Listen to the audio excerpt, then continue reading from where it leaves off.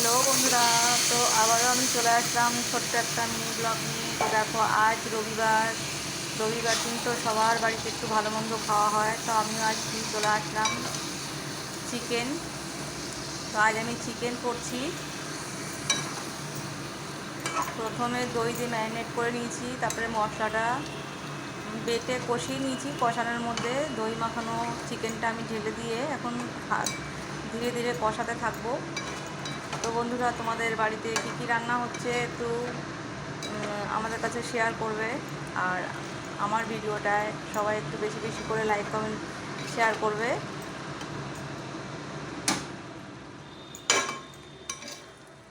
তো দেখো, এখানে আছে বড় বড় দুটো লেগ পিস আছে, দেখতেই পাচ্ছ, দুটো লেগ পিস।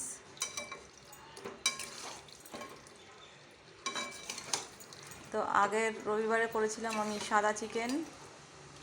তো তোমাদের খেতে কেমন লেগেছিল সাদা চিকেনটা আমাকে কমেন্টে জানাবে। তোমরা তো অবশ্যই রান্না করে খেয়েছো।